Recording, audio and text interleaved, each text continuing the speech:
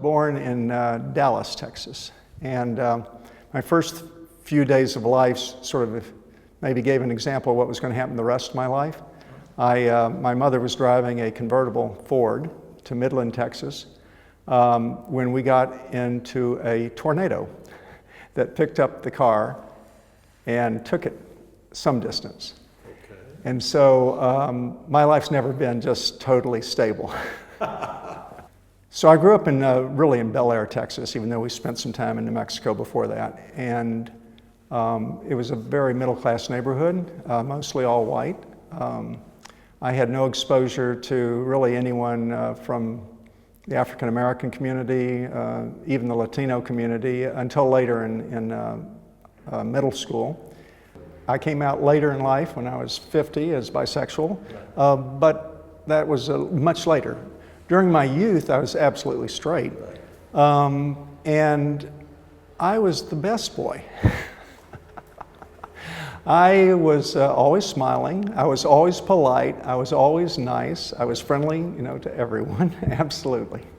And so I might fit the stereotype of the good little boy. At the age of 27, I was working in Chicago, had a girlfriend, went to Washington, D.C. to stay with a friend of mine that I only really got to know during Christmas vacations when our family went to Virginia.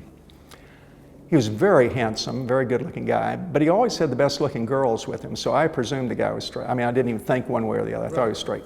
We went out drinking, and alcohol seems to loosen everybody up, and for some reason, he and I that night started hugging, and then we started kissing, and then we went to bed, and all of a sudden I had an experience with a man which I'd never had before, never thought about, and enjoyed it. And so that's when I realized there's something more to me than just what I thought there was. No, in that sense, I don't think it did change who I thought I was, but it did confuse me that I actually liked someone of the same sex. That was a different experience, but I still felt like the same all-American boy that I'd been before. And I don't think that I changed to the outside world either. And certainly internally I didn't feel different. It was just the experience was a new experience and confusing. And then I started having these one-off experiences, and then I started worrying about society and spiritually, is this the right thing to be doing? And so yes, then I got very conflicted about it.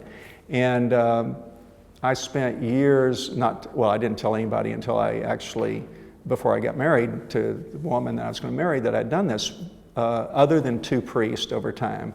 I told them. But I didn't have friends to talk about. I didn't talk about it with my family. So yeah, I felt all of a sudden I became a lot more private and inward looking. Okay.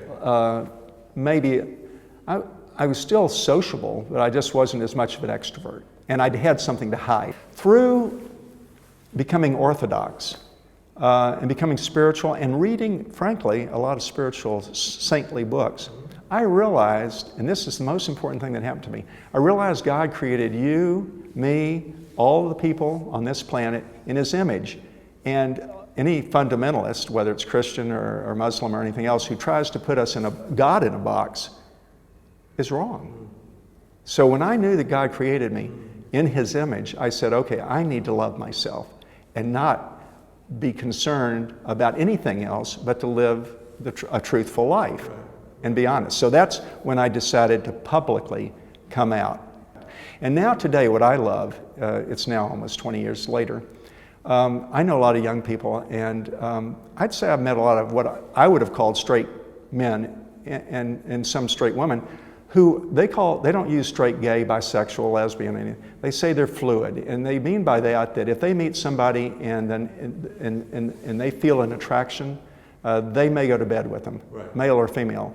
And yet, I would say many of these guys I know are very straight, and they're going to get married, and they're going to have kids. So the fact that they feel so comfortable about it is, I think, the reason that when you or others came out, and myself, we all laid the groundwork, at least in America and maybe Europe, for people to have that comfort factor with being themselves. Some of the negative reaction was from the gay community because I was a Republican, which, and then they didn't quite understand how a Republican could be gay, but that doesn't make much sense to me because everybody can be gay or bisexual or whatever your sexual orientation is. So I was surprised by that.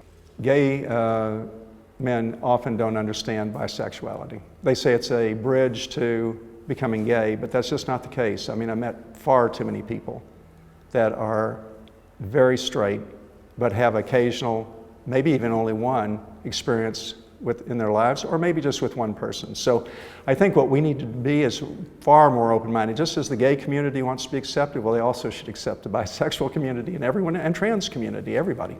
But I think wrapping this up, the most important thing to me today in my life is God, period.